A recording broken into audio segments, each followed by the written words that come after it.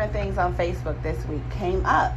And, well, one of them was an article that was surfacing around about Harriet Tubman, right? And Harriet Tubman, the movie Harriet Tubman that just came out, one of the a past, I guess, screenwriter had said that they wanted Julia Roberts to play Harriet Tubman. You see how you laughing at that? It doesn't even make any sense, right? No, not at all. They wanted Julia Roberts to play Harriet Tubman. Now, I know for a fact, especially for all of the folks that are joining online, I have to say thank you for those folks that are joining online on our Facebook Live, because we're going to take any of your comments, questions, and concerns. We're going to go ahead and address those. So go ahead and put everything that you're thinking about in that Facebook Live, in those comments. We'll address them on the show. So the very first thing coming up. Okay, so Julia Roberts is supposed to play Harriet Tubman. I don't know what's up with that. What's your thoughts when you just started laughing? Yeah, that's really funny. Right. It's like, why? I don't understand. I don't even understand. But it really does give, and even though this article was kind of not necessarily debunked, but it resurfaced after the movie, right? So the movie came out not too long ago. Shout out to the movie Harriet Tubman. All y'all need to go see that. I have seen all the previews and haven't had the time to go see it, but I'm definitely going to go see it.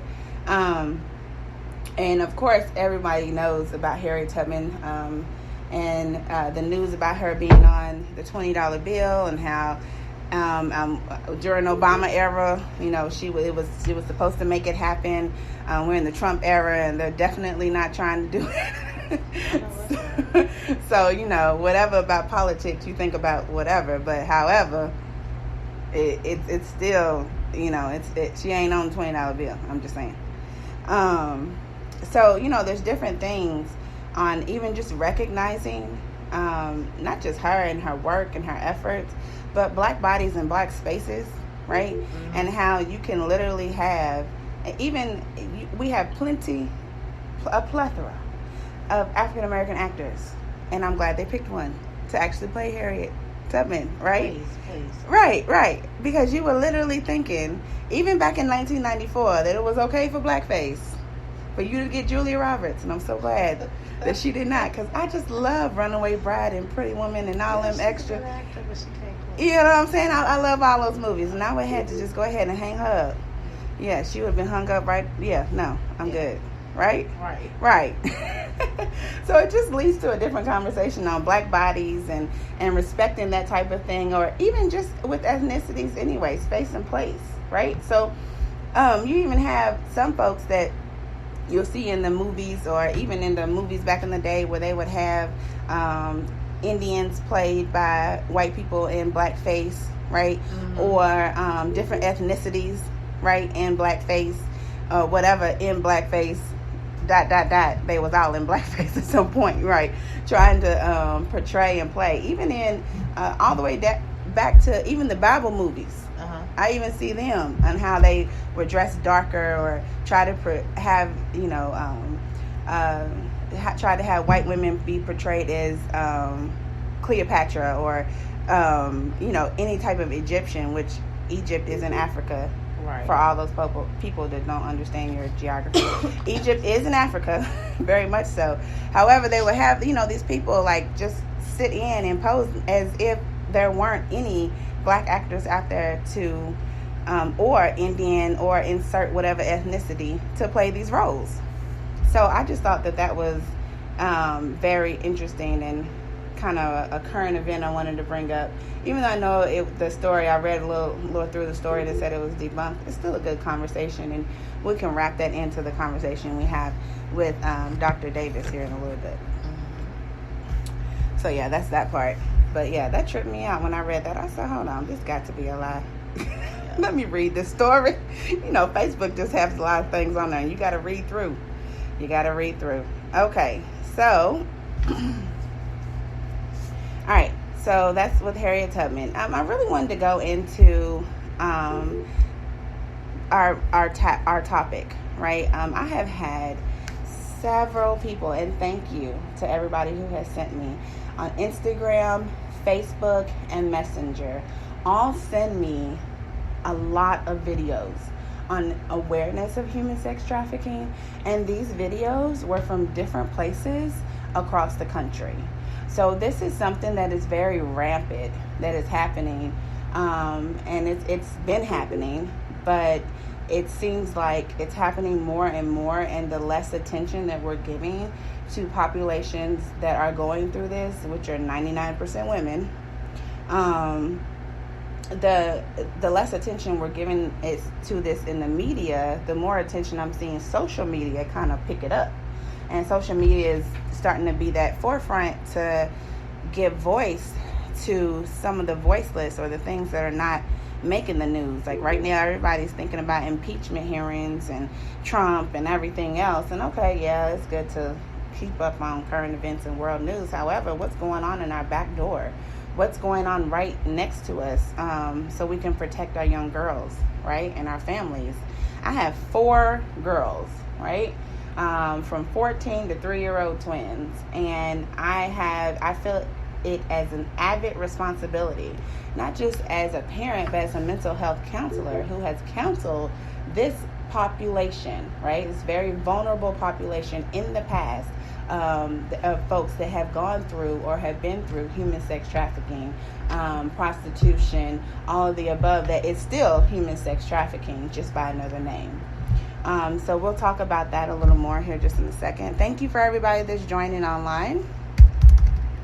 I'm just putting a quick note here for you all. Thanks for joining. And if you all are just now tuning in, thank you.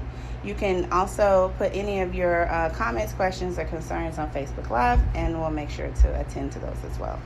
So I came across this quote that I use all the time. And it says, "The eyes don't see what the mind doesn't know," right? And when I read that, I was actually preparing for a conference. In April, I went to a human sex trafficking conference.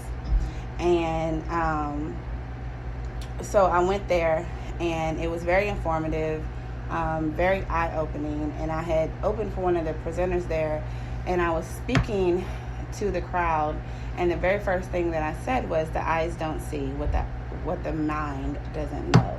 Right? A lot of times we think we understand and have a grasp on reality and situations, and we think, oh, prostitution is just a choice, right? Or human sex trafficking, they should have known better. They should have done X, Y, and Z. We blame the victim instead of going after the actual issue itself, right?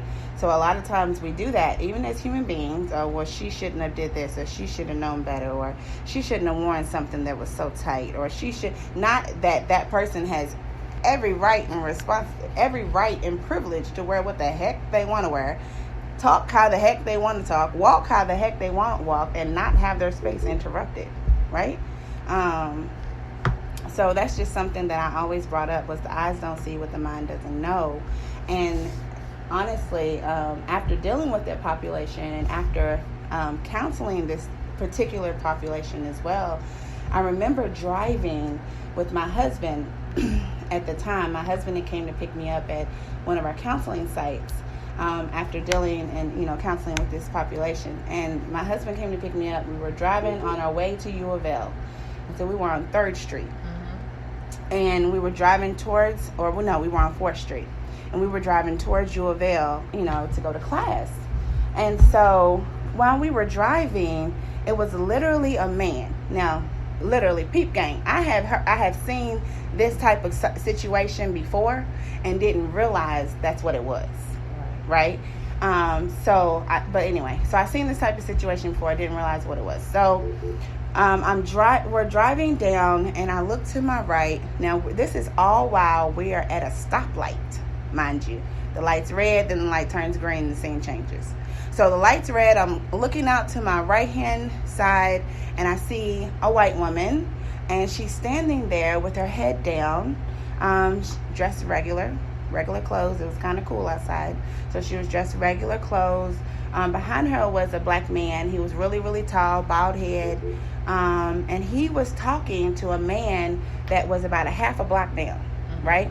And the man half a block down was talking to them with his arms open like this, like, hey, that kind of thing. And I heard numbers only. I didn't hear any kind of talk, any kind of, hey, how you doing? Just numbers. That's it. And then all of a sudden, I see the guy that's standing behind this woman take her, almost like a puppet, take her head. She's just like this. She's looking down and grab by the back of her head, not yank, gently pull. And he pulls her head up. And she looks up, and then immediately she stops frowning. She starts smiling, getting herself together, and this man is walking towards her. Now, immediately, at that time, this is all within a 30-second time frame, right? Mm-hmm. Now, immediately the light turns green. My husband takes off. I'm yelling, oh my God, we got to call the police. We got to do this. We got to do that. Did you just see that? And Jawan looked at me and said, baby, do you understand how many times we passed that? We've been coming downtown for years. We've been coming back and forth. And he's from downtown, right? Right. And I'm, shout out to Oldham County.